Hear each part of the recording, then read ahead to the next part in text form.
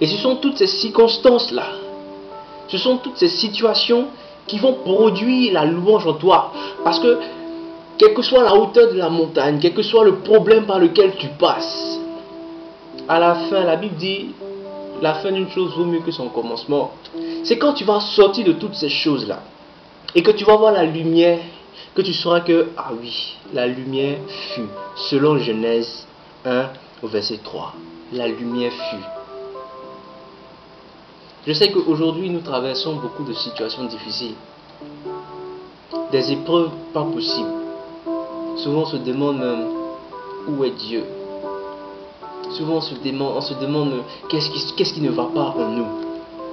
Mais regardez un peu, la Bible dit, Genèse 1, verset 2. Je suis toujours sur les deux versets parce que ça définit la vie du chrétien. Verset 2. La Bible dit, la terre était informe et vide. Souvent, tu as l'impression que ta vie chrétienne, c'est pas ça. Tu es vide au-dedans de toi. Tu pries, ça va pas.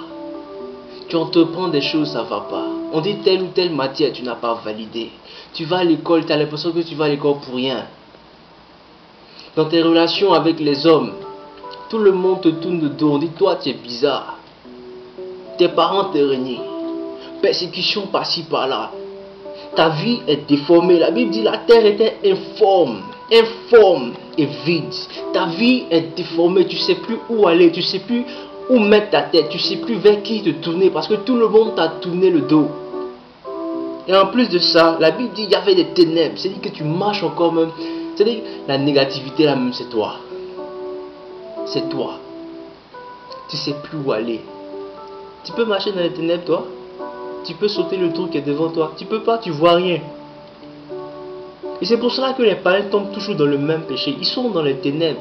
Et s'ils sont tombés dans le péché de l'impudicité, par exemple, ils vont toujours tomber dedans parce qu'ils ne voient rien. Et quand le chrétien a ce genre de situation-là, sa première réaction, c'est de dire, Dieu, où es-tu? Tu m'as abandonné. Mais regardez un peu, analysons les choses de manière spirituelle.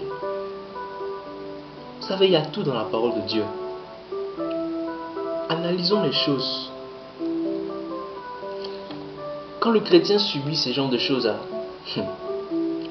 il n'y a qu'une seule vérité. Quand le chrétien subit ce genre de choses, c'est simplement Dieu qui te dit, apprête-toi à ta louange. Parce que la tempête va souffler. Parce que la pluie va se déchaîner. Parce que Satan va se déchaîner contre toi. Mais parce que tu as basé ta vie sur moi, parce que je suis le rocher de ton salut, après toutes ces choses-là, après les ténèbres, après le vide, après ta vie déformée, après la persécution, après la tentation, il y aura ton sujet de louange. Alléluia. C'est ça la louange. Et ce sont les circonstances qui conduisent à la louange. Parce que Dieu veut de toi que tu saches ce que tu dises. Quand tu ouvres la bouche pour dire Seigneur, je sais que tu es grand, il saura alors que tu sais qu'il est vraiment grand. Dieu ne veut pas que tu l'adores et que tes lèvres ne sachent vraiment pas ce que ton cœur dit. Mais Dieu veut que tu sois un chrétien complet. Une chrétienne complète. Afin que tu l'adores et que tu le loues en esprit et en vérité. Alléluia. La vie chrétienne n'est pas facile. Il y a des moments où vraiment on se gratte la tête jusqu'à on devient chauve même. Mais sachons que simplement c'est une porte qui conduit, si nous tenons ferme bien sûr, ce sont des portes qui conduisent à la louange véritable. Ce sont des circonstances qui nous donnent de parler de la grandeur de Dieu, de témoigner réellement qu'il est le Dieu qui secoue, le Dieu qui combat pour nous, le Dieu immense, le Dieu qui n'est pas grand mais qui est la grandeur, le Dieu qui n'est pas puissant mais qui est la puissance, créateur de toutes choses, alpha et oméga, puissance incomparable. Rien ne peut le surmonter, rien ne peut le faire dévier de sa route. C'est comme un rouleau compresseur pour tes ennemis. Ce que Satan n'a pas compris ici, c'est que, quel que soit ce qu'il va faire, ça ne fait que te conduire à la gloire de Dieu. La Bible dit toutes choses concourent au bien de ceux qui aiment Dieu.